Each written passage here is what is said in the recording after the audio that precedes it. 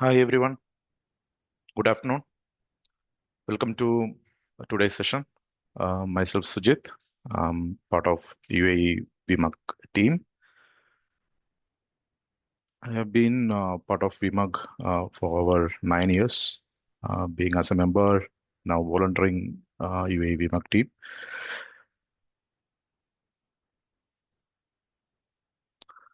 Today we have a scheduled different sessions, which we are actually going to talk about VCF 9.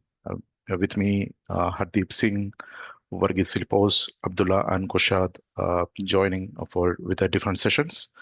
And we have a QA box. If you have any questions, you can ask there. And we have a survey at the end of the session. We request your feedback. Based on your feedback, we will be able to come up with the new sessions and we'll be able to improve ourselves to deliver more sessions for the community. And here are the QR code for WhatsApp group. We have a dedicated WhatsApp group for communities and each chapter. And we will be sharing the upcoming event details. And there are some technical discussions also happening in the groups. We are welcoming you to be part of the group. And I'll be, yes. VMware user group, it's a community-driven organization. We have multiple chapters across the globe. We are completely on the VMware customers and partners. We will be discussing and delivering sessions, especially on the VMware product line.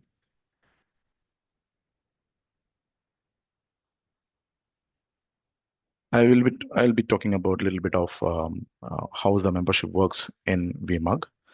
Anyone who is signing up in VMUG, he will be a general member. He will be getting access to local communities where you can connect with the local members. Each member will be expertise in a different VMware product lines. You can share your knowledge. You can talk. You can discuss different technical aspect of the day-to-day challenges. And we have something called VMware Advantage membership. I will be discussing with the Advantage membership in the upcoming slide. VMUG is completely collaboration and sharing knowledge about VMware and VMware product lines. So today we are collaborating with UAE VMUG as well as Saudi VMUG chapter and Turkey VMUG chapter, and we will be jointly delivering the session to all of you guys. Yeah, here is the VMUG Advantage membership and the benefits, as you can see here in the slide. It's a subscription-based program. Yearly, it will be charging $210. The main attraction for the Advantage membership is you will be getting a personal license for your home labs, including VCF license, if you want to test and learn more about the VMware product line. And on top of that, you will be getting a $125 discount on any one of the VMware exam, which you can avail, and you can register for the exam and you can get certified on it. Apart from that, we have different discounts in the VMware trainings through the training partners, as you can see it in the slide. If you have any doubts or if you would like to obtain the VMUG Advantage subscription, you can always reach out to us. Yeah, that's all from my side, guys. And we have Hardeep Singh with us. He's a marketing, sorry. No problem. Thank you. Thank you, Sujit. Thanks, Hardeep.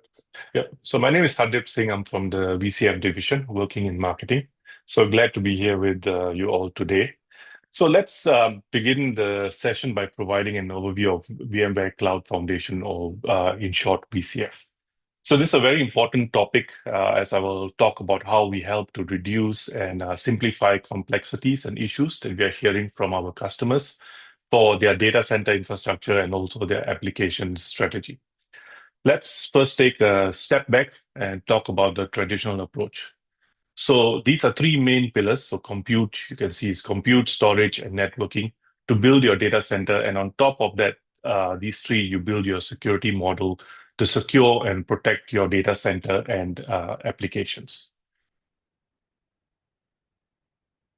So today's need of infrastructure has evolved in response to the fast-paced and complex nature of modern business and environments. The rigid, siloed nature of three-tiered architecture is ill-suited to the dynamic, fast-paced demands that we have of the modern enterprise. So presenting multiple challenges that limit the ability to effectively address these critical business requirements. So just to talk about a bit of research, according to a Broadcom commissioned IDC study, traditional three-tier architecture results in 42% higher cost of operations and 40% additional physical footprint and 34% higher overall infrastructure costs.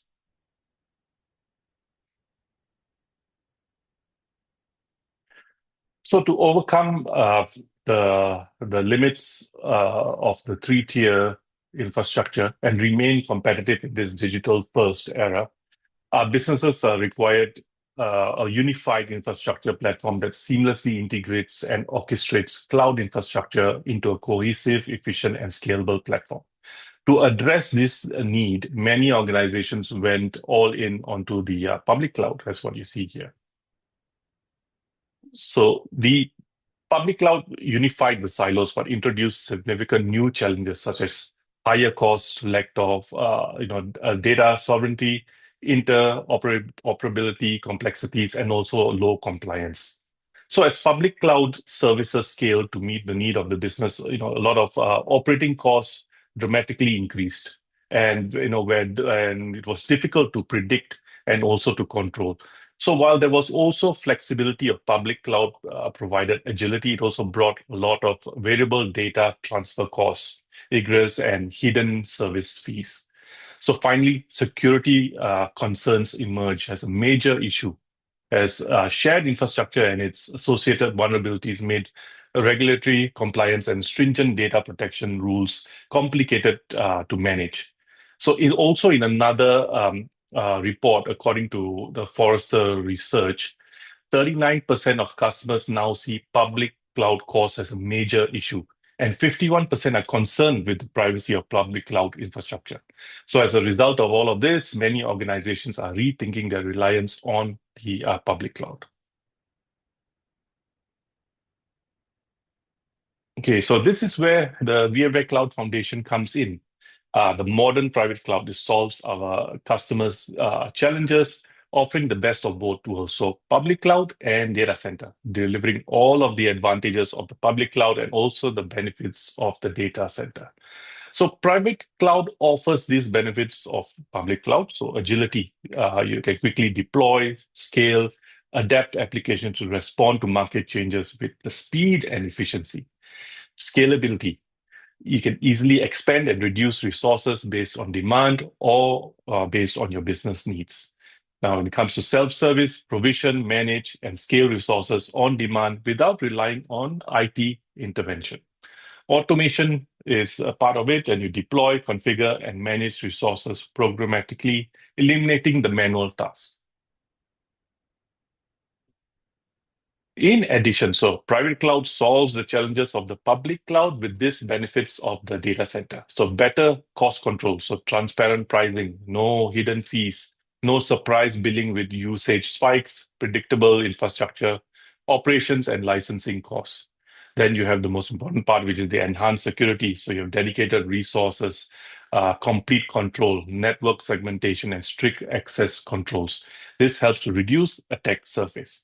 Resiliency, dedicated environment with full control over data protection, customized redundancy, DR plans, built-in high availability provides automatic failover for VMs by restarting them on surviving hosts if a server failure occurs. All right. Then you also have the superior data sovereignty, so full control where data resides. There's no cross-border data transfer risk, ensures compliance with stringent regulatory requirements. So built on a modern infrastructure, so VCF 9, which was released on the second half of last year, operates with a cloud-native model that combines software-defined infrastructure with automated management. So it's ensuring that your environment, which is highly resilient and easily extensible as your needs evolve. So this allows you to operate your private cloud with the same efficiency, scale, and agility that you would expect from the private cloud providers. So from VCF 9, VMware Cloud Foundation uses a common release version number. All VCF components will follow the same release version number as the VCF products. So VCF 9 is designed around two key personas, the IT admin, now often referred to as the cloud admin, and the consumer. So for the IT admin responsible for the daily upkeep and management of the infrastructure, VCF focuses on simplifying operations across multiple domains, compute, storage, and networking. This persona is often juggling tasks across storage, networking, and security. It needs a platform that ensures consistent operations and automation from day zero to day two.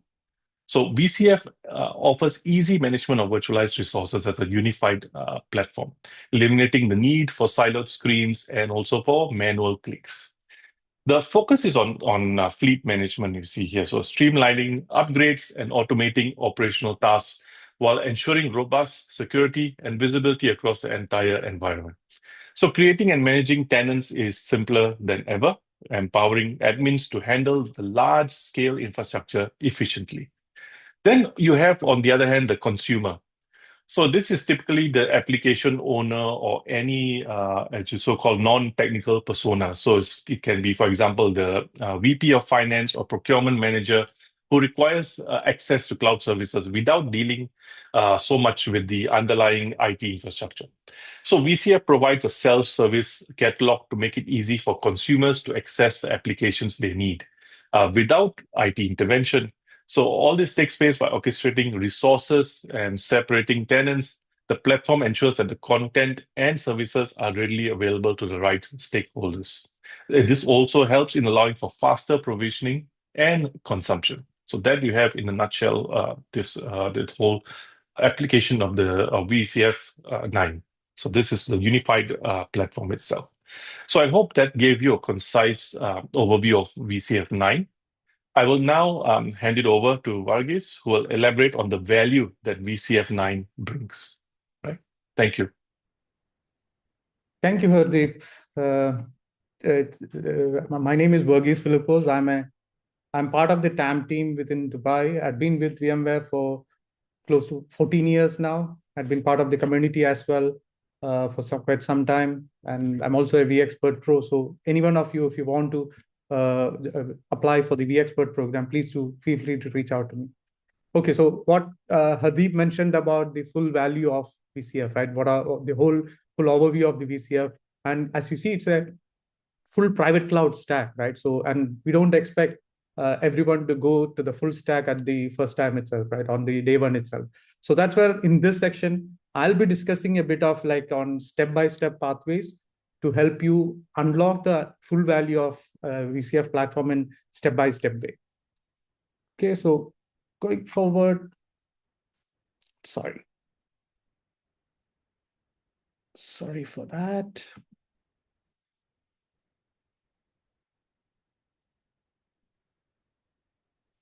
Sorry, yeah. So 3 use cases. So what we talk about in with VCF is mainly we are able to deliver like 3 full bigger use cases, right? The first one, as you see, the modernized infrastructure. So customers are building private cloud to replace their old 3-tier architecture infrastructure, modernizing their core data centers, and also automating provisioning, full stack lifecycle management, and all of those things. So that's what we deliver with the first use case.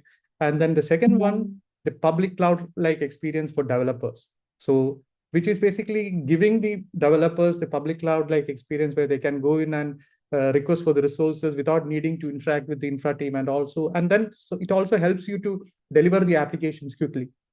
And the another thing is basically the private AI, where you can have deploy the NVIDIA GPUs on VCF to support AI model and all. So now the third use case, one of the most important thing at this point of time is building a secure and resilience platform. So what VCF helps customers would be to deliver ransomware protection by leveraging the automated backup and recovery tools, which is directly integrated into the stack. So the bottom line is basically the primary objectives across these three use cases is to significantly reduce your total cost of ownership, right? So when we talk about the total cost of ownership, reducing that, that's where we go into the high level view of basically look at, like, before we look at the technical how, let's look at why, right? Why based on the recent IDC research. So where you see customers are seeing a 564% of 3-year ROI with a rapid payback period of just 10 months, right? This is big, right? So, and it's very high level as well, right? So that's where we see the high level value in this. So let's look at the specific pathways, like how to get to this 564%, right? So that's where we will look at looking at the outcomes. So first use case, we talked about the modernized infrastructure, right? So which is basically the achieving the operational excellence. Now, there are multiple pillars you see in here. Look at the first two pillars, basically the fleet management. Fleet management is the biggest capability what we have talked about in VCF9, making it as one single full stack of private cloud operations, right? So once you build VCF, day one itself, you get to those capabilities like automated lifecycle management for day zero, day one, day two operations, right? Like even for deploying, updating, upgrading, patching, all of those things. Everything is done through one single UI. Currently, when you have a vSphere environment, you go to the multiple vCenters. If you have vSAN, you have go to other console and NSX, another console, and all those. All of those things have been shrinked in, and then you have one single place from where you manage the entire life cycles. That's what we call the fleet management. That improves the operational efficiency as well, right? And now with the VCF operation, which is becoming the phase, which is basically the phase of VCF, what I can say, where everything is managed from there, right? So it has its own built-in capabilities earlier on, like the reactive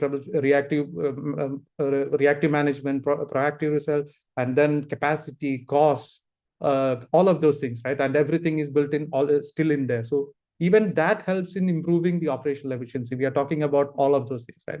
Now going into the next step, you can go one more step ahead with VCF automation, which provides you the public cloud-like experience. So giving you the capability of provisioning VMs, requesting or provisioning VMs and VMs or containers in the same platform, and then giving you a unified platform. So that helps you to reduce the time to market as well. So accelerated new time to service.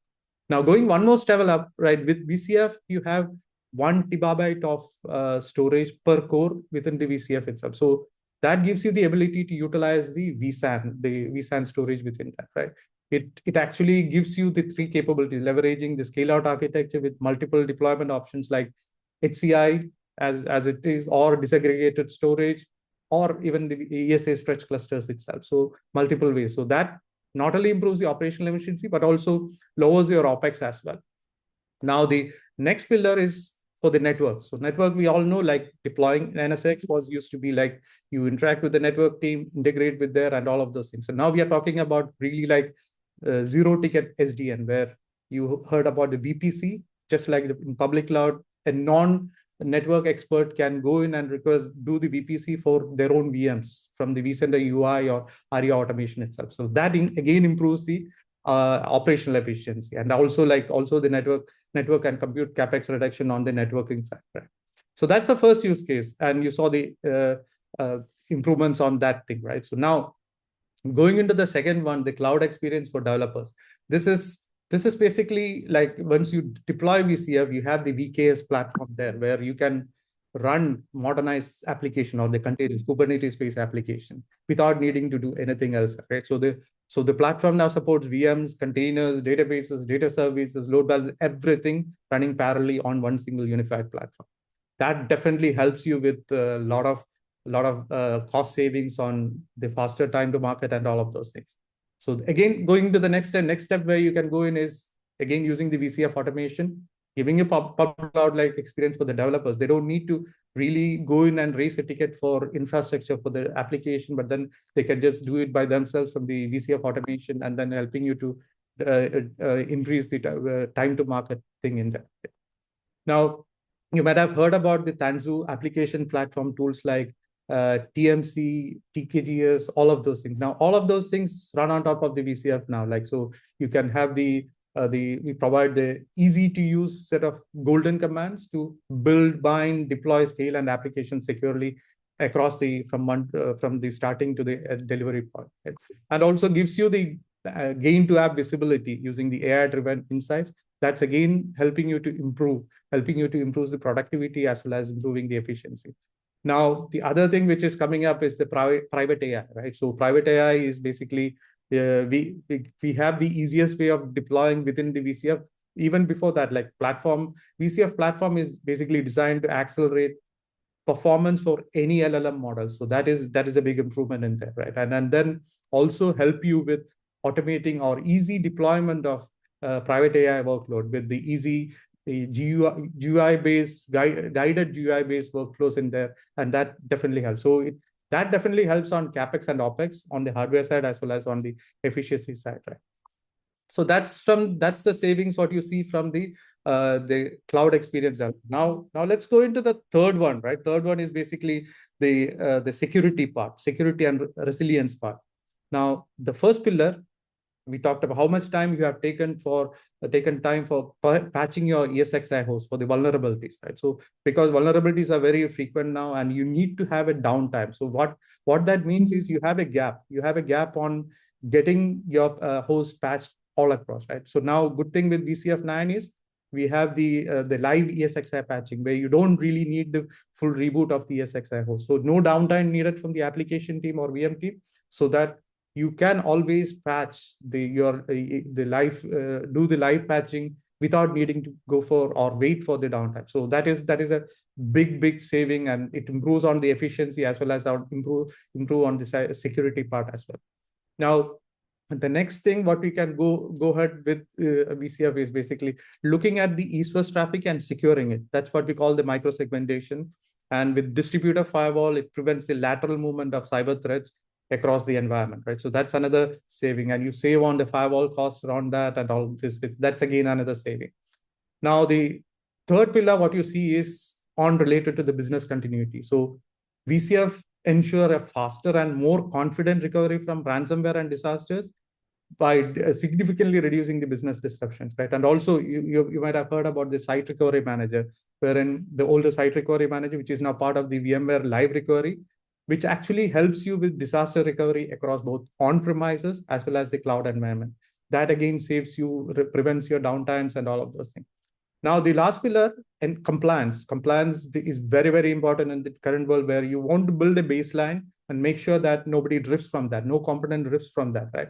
So that's what we have added in as part of the VCF 9 itself, where we have the drift compliance, where VCF operations can look at the compliance baseline across the different components, and then notify you or rectify on the compliance part of it. And also there are like CIS dashboards, CIS standard dashboards, and all of those things where it helps you to monitor your environment and take the compliance out of it. Now, this is where you, as I mentioned, it reached the 564%, right? 564% of savings in there. Now, how do you get to the whole thing, right? So that's where we have a tool called Private Cloud Maturity Assessment, where you can actually look at answer the 5 questions covering the 7 core areas of the private cloud maturity journey, covering people, process, and technology. And it gives you a visibility on where are you currently in your private cloud journey. And then this is not a one-time running tool. It can run at later time as well and see how you are progressing and how you are moving towards the maturity, private cloud maturity. You can reach out to any of your Broadcom team, and then get you run this tool, and then look at where are you currently in there. Now, I've told about like the value, how you can achieve on VCF, but then now the most important thing, how can you practically get there? So I will hand over to Abdullah, my colleague Abdullah, to take you through the practical way of where to get there. Thank you, Vagiz. Hello, everyone, and welcome again to this VMUG session. My name is Abdullah. I am a principal architect, part of the VCF Professional Services. I've been part of the community for, I think, more than 15 years now. And it's always a pleasure to present in VMUG events whenever they happen. So for my portion of this webinar, I will be talking about the actual upgrade paths to VCF 9. We will be talking about the readiness, and then we'll cover some high-level workflows on what happens in the background when you are actually attempting a VCF upgrade. It's good to mention that we're just scratching the surface right now, and hopefully we will have more deep dive sessions in the future to cover more unique use cases and special, let's say, low-level stuff that might be more interesting for the community. We have 3 upgrade pathways if you want to adopt VCF 9. The first one is obviously you have the hardware, you're able to deploy a new VCF 9 environment, and then you do some coexistence while you move workloads from your existing environment to the new environment. The other path is you're on vSphere right now, be it with NSX, without NSX, with ARIA components or without ARIA components. We have the ability to upgrade from this vSphere environment to VCF 9. And the last one is you're already on VCF and you've been using it for quite some time, and now you're ready to upgrade to VCF 9. This is the third pathway to be able to adopt VCF 9. There are some aspects related to versioning around upgrading. So the ultimate goal is to be ready for VCF 9 on some versions that are the minimum that you will be that are more of a mandate to be able to start the upgrade process or the journey to VCF 9. If you're still on VCF 3 or 4, then you will have to move into VCF 5 before being able to upgrade to VCF 9. If you're on the vSphere environment, with without NSX, you need to be minimum on vSphere 8.0 update 1, and for NSX it needs to be 4.1. However, from a general guidance, these are the minimum versions. It's always better to go and consult with the interoperability matrix based on the specifics of your environment. Because you might be in a situation where you need to go further up the chain in terms of upgrading the vSphere components or NSX components, depending on the circular dependency for the integrations that you actually have in your environment. But the minimum that you need to be on is what I have mentioned, so that you would be able to upgrade from vSphere or VCF to be able to go to VCF 9. Some of the key deprecated features and capabilities that you need to be aware of before going into VCF 9. One of the major ones is the enhanced link mode. This needs to be disabled before you actually attempt an upgrade. Host profiles are no longer there. They are replaced with vSphere config files or VCP. The actual operations that you used to do via the SDDC manager or ARIA Suite Lifecycle Manager is now part of the VCF operations UI, part of the fleet management capabilities. For ARIA logs, it's no longer there. There's a new product called VCF Operations Log Management. And if you've been accustomed to using the download tool, the old download tool for VCF, there's a new VCF download tool that you must use to be able to grab the new binaries for VCF 9. On the highlights of some of the removed features, the integrated Windows authentication, this is no longer available or applicable. You're going to need to move into something else, OAuth as an example. VUM, we've been talking about replacing VUM for quite some time, and now you're compelled or forced to use vSphere Lifecycle Manager. The component which used to be called Cloud Builder is now replaced with VCF Installer, but VCF Installer is not a one-time use appliance similar to the Cloud Builder before. This is an appliance that you would actually be able to use to deploy VCF 9 fleets multiple times if required, based on the design or the requirements that you have. From a product transition point of view, it's good to know that everything that we had part of the ARIA suite is now comprised of two major products, VCF operations and VCF automation. On the Tanzu front, for Tanzu Kubernetes grid services and service mesh specifically, they are now part of the supervisor services with VCF Kubernetes clusters. And for TNC, it is now part of the VCF automation capabilities. So when you're transitioning from those components or products, you need to be keen on where you're going to have them part of the transformation to VCF 9. To dig a little bit deeper into the actual components of VCF operations, VCF operations now, as I said before, comes with fleet management. So SDC Manager right now is still in the backend, it's still available there because there's an API call that's happening in the backend. However, from a UI point of view, your central operations access is going to be through the VCF operations platform. Networks is still there. You can deploy it or import it, part of the upgrade process. As I said, Log Insight is no longer there. It is now VCF operations. For logs, Skyline is now also part of VCF operation under the diagnostics section. When it comes to automation is a big thing. It has been overhauled in quite an impressive way. In addition to the former capabilities that you had part of VRA, we're now able to incorporate supervisor services and the provisioning of VCF Kubernetes clusters through VCF automation.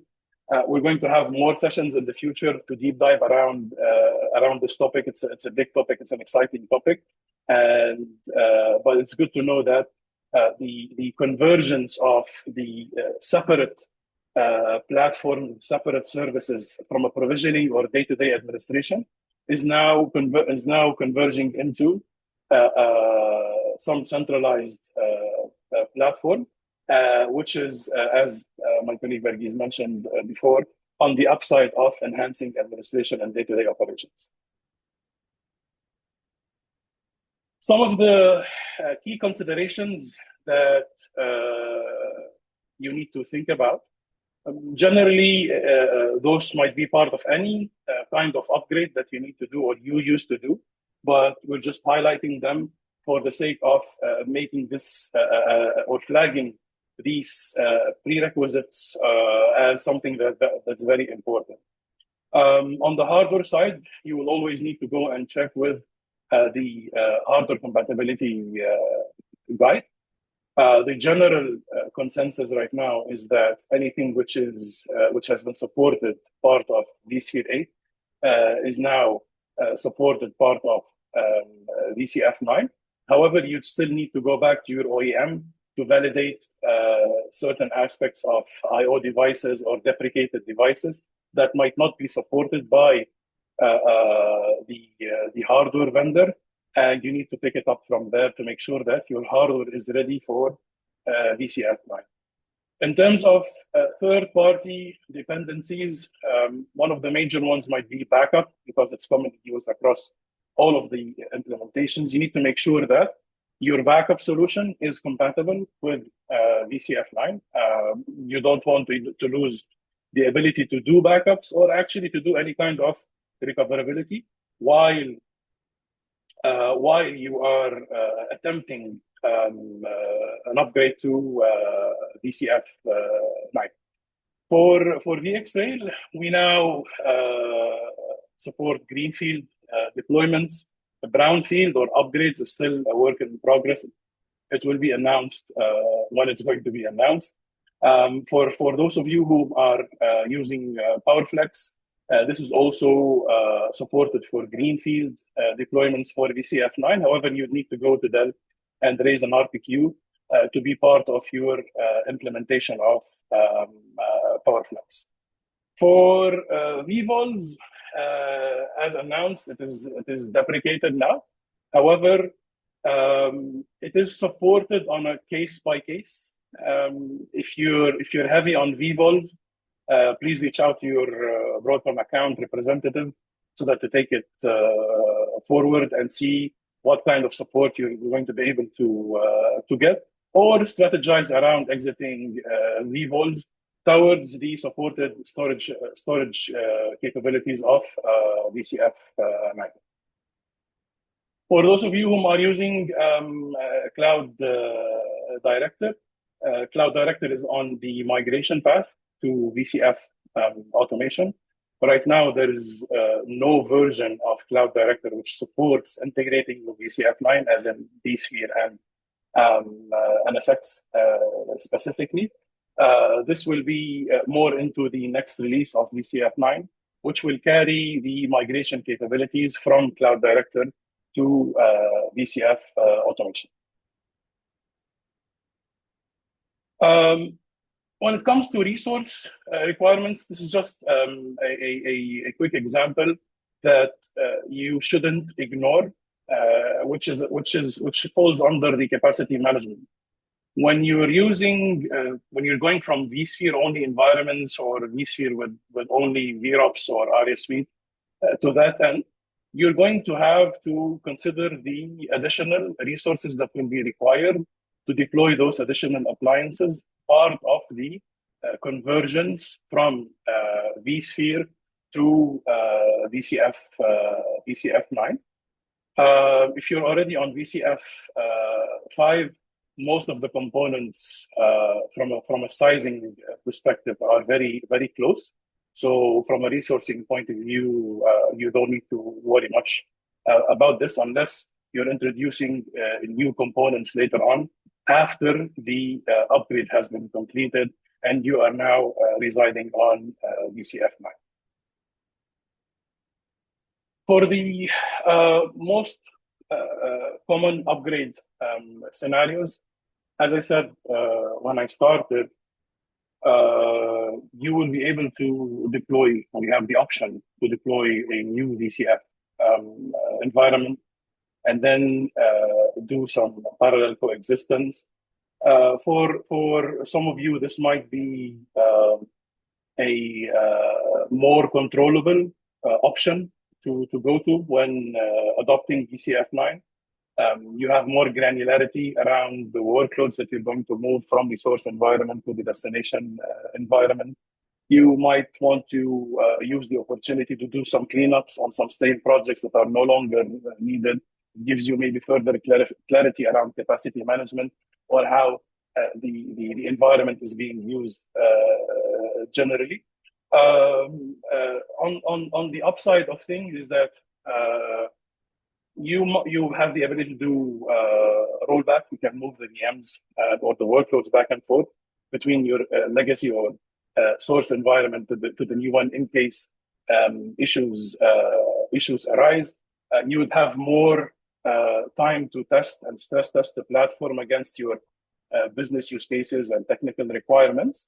However, it takes more time, it takes more effort to be able to move from vSphere specifically to VCF9, but it is still an option to do a side-by-side deployment, especially if the hardware is the existing hardware which you have is not compatible or you cannot upgrade it to be able to support VCF9. You can have all sorts of combinations when you are upgrading from non-VCF to VCF, whether you're only using vCenter and vSphere, or you're using it with the combination of the different ARIA Suite components. And it could be with or without NSX. The ultimate goal is to reach in a place where you will have your VCF fleet. You will have maybe multiple VCF fleets depending on the design. You will have one or more VCF instances also depending on your design. But the first phase where you are moving your first cluster, which becomes your first VCF fleet, and it has the first management workload domain part of your design. This is your go-to target when you are moving from vSphere or non-VCF to VCF. From a process standpoint, there are three major phases when you are upgrading or moving from non-VCF to VCF. Everything starts with design, right? So you need to lock down your design. You need to lock down the changes that you're going to apply before actually attempting the upgrade. You might do some, because there are definitely a lot of aspects around how you're going to place your appliances or how you're going to place the fleet. You're going to use one fleet or multiple fleets depending on the use cases that you have. So you need to lock down the design before attempting the execution of any upgrade. For this flow, this is without NSX. So you start with the upgrade of vSphere. Once this is done, you move into deploying the installer. And then once the installer is there, then everything is automated part of the installer workflows to be able to converge to a certain extent this non-VCF deployment without NSX into a standard VCF instance. And then after this is done, you can use the fleet management to deploy the other VCF components, be it logs, be it automation, be it IDV for SSO. And most importantly, you would be able to import your additional clusters that you have into this VCF fleet, depending on how your design is looking like. Now, the difference between doing this with NSX is that you are no longer going to upgrade vSphere at the beginning. The convergence of an environment with NSX works in a way where you deploy the installer, and then part of the automation or the VCF installer workflow, this environment is converged into a VCF instance. After this is converged into a VCF instance, then you follow the standard operating procedure to upgrade the VCF instance to VCF 9, following the same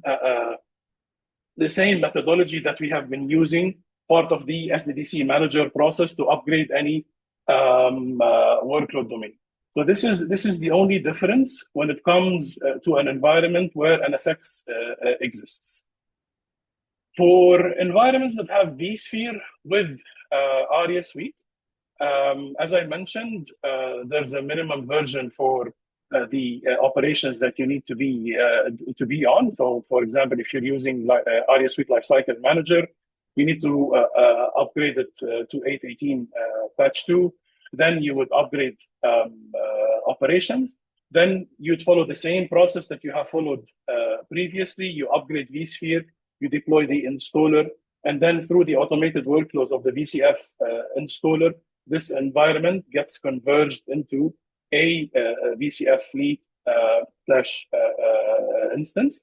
After this is done, you now have the ability to import, for example, ARIA automation, if you already have it, into fleet management. And then from there, you can upgrade ARIA automation to the next version. The same applies to ARIA networks if you have it in your environment. What I mentioned about NSX applies here as well. When you have NSX in the environment, you skip the upgrade phase and you upgrade ops, and then you move directly into deploying the installer, and then the convergence will take place through the automated workflows of the VCF installer. The third path is when you are already on VCF 5.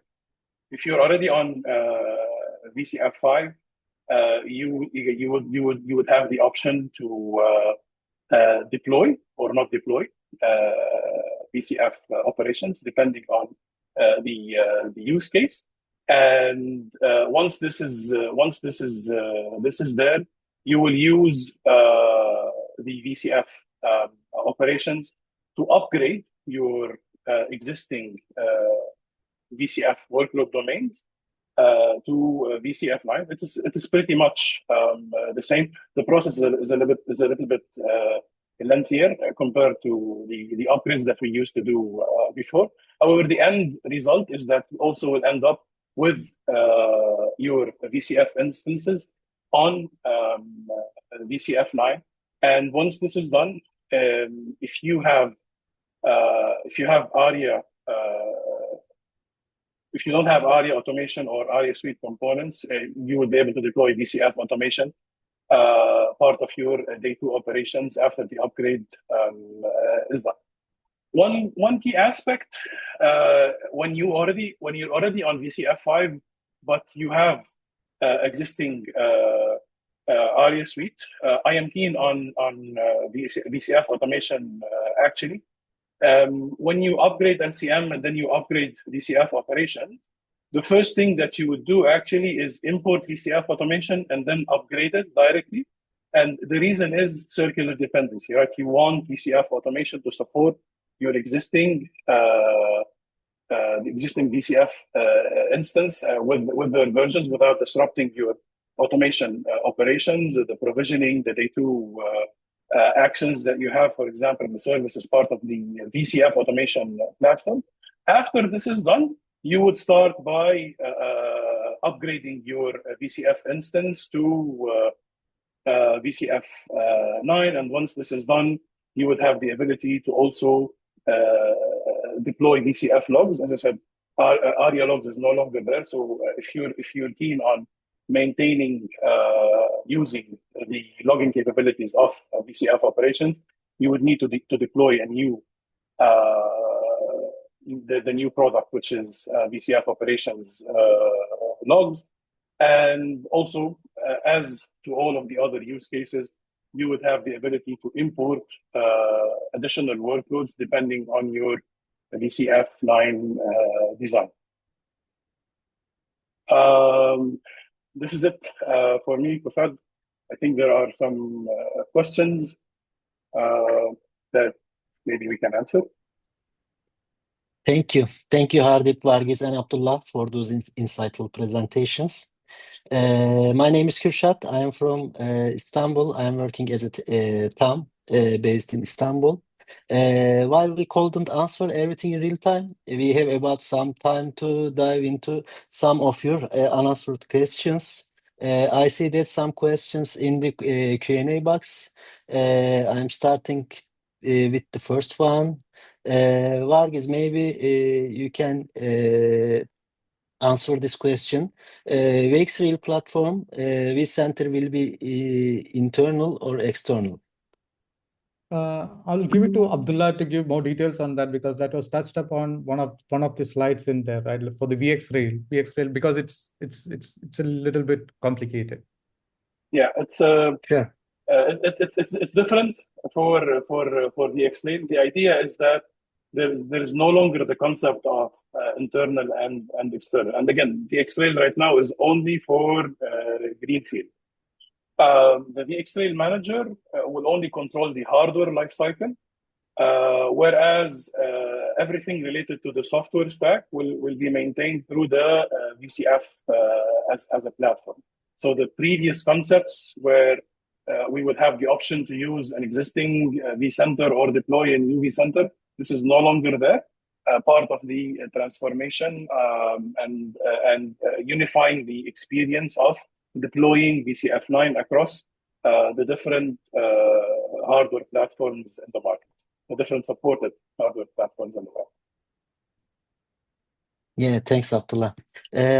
There is another question about upgrade pathways, VCF9 upgrade pathways. What about DP as an extension? Will it be present similar way it's currently? Abdullah, you mentioned PowerFlex for Yeah. greenfields. Will it be supported as adoption of VCF also? Yeah. So for the data protection extension, you will have to check with them on how they are going to present this or integrate this part of VCF automation. Right. As I said, this integration is with Cloud Director.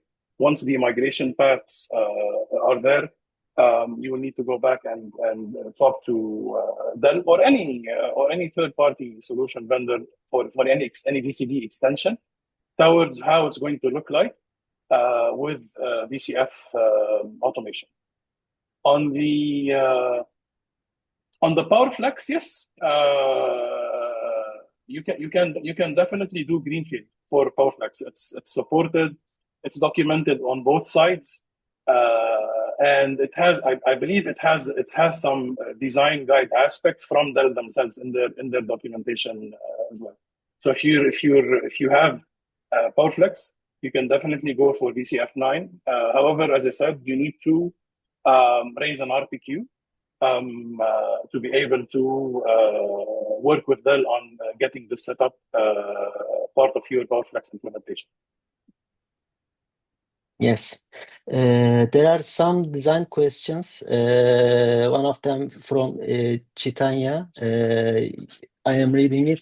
Hi team, we currently operate multiple sites, each with its own vCenter server instance. Our objective is to deploy a single VCF instance and import in all existing vCenter as separate workload domains. From an architectural perspective, we would like to host the vCenter and NSX components for each workload domain within the same respective workload domain rather than placing them in a centralized management domain. Could you please confirm whether this design, design is supported? It's a pretty heavy question. Detailed, yeah. And it entails a lot of questions that I might be asking from my side. If you can kindly raise this in the survey, and we'll definitely get back to you, right? Because it's more of a design conversation that needs to be evaluated against more constraints that you might have in the environment. Yes, another question. How VCF manage vSAN file services for SMB NFS shares? Still the same way. So you still need to do this through there's no change. vCenter. So there's no change. And actually, there are enhancements, right? There will be more features as we venture into the VCF9 remarkable roadmap. But from a management perspective, it's still the same. It's still the same thing. Yes. Our last question: will be able to upgrade VVF VxRail cluster to VCF9 online with existing VMs, or it should be scratch installation required? Upgrades is still a work in progress, right? This is still to be announced in an upcoming version of VCF9 because it's a joint venture between us and Dell. So once this is settled, I'm sure there will be more documentation around this, and perhaps we can do more sessions. As I said before, we can do more webinars around specific topics that might be of interest to the community. Please make sure to raise your voice in the survey around what you would like to see. And we'll work collectively on presenting them in due time once they are available. Yes, thanks, Abdullah. That's all the time. We have a following question today. Sorry, Kursat. We have one more question. Maybe I will just in the chat. I will just quickly read it. Will current VCF version 9.0.2 support importing the existing vSphere stack, NSX, VROPS, VRA to VCF workload domain, or we will have to rebuild NSX VRA as we have custom scope in the VRA? No, you don't have to rebuild. You can so in VCF automation, there is the concept of VM apps and all apps. VM apps is your traditional VRA. Whatever you used to do in VRA, you're still going to have it with the same experience. One point which is related to custom scope, or maybe perhaps you're referencing custom use cases, you'll definitely need to go and verify the APIs or the third-party integrations that you're going to have, right? The capability is there. Most likely the APIs will be backward compatible, but part of any good practice in terms of verifying the dependencies, you'd still need to go and check for those circular dependencies, including the APIs or however you programmatically using VRA to provision services. Ideally, and this would be like a personal recommendation for everyone. Ideally, you'd have a staging environment, right? You wouldn't and you shouldn't go into such a major transformation without doing it in a staging environment, mimicking the production environment, not at the scale, but from a functionality point of view, so that you would know everything which is custom to your environment. So the upgrade works. And everything from a technology standpoint is solid. However, your environment is your environment. And to make sure that you're able to achieve 100% success rate when you're going to upgrade, the best option, in addition to good planning and design and preparation, is to have a staging environment where you're able to test everything upfront. Yeah. Thank you, Abdullah. Thank you, everyone. We have now reached the end of our session. First of all, a huge thank you to all of you for joining us today. We know how busy your schedules are, and we truly appreciate you spending this time with us to dive into these technical updates. Before you drop off, I have a few important announcements regarding what's coming up next. Abdullah, could you please next slide? Yeah. Our next session is the CTO webinar on April 15th, where we will do a migration paths deep dive. This is going to be a very high level and strategic session. Following that, we have our VKS webinar series scheduled for both May 7th and May 14th. Keep an eye on your inbox for those invites. Next slide, please. Yeah. On the screen right now, you'll see a QR codes for our local VMUG WhatsApp groups. This is the best way to stay connected with your peers, ask quick questions, and get local updates. Please take a second to scan the code for your region and join the conversation. Two final things before we say goodbye. As soon as you close this webinar window, a short survey will pop up. Please take a minute to fill it out. Your feedback is primary tool we use to improve these sessions and choose future topics. It is important to us. Thanks in advance.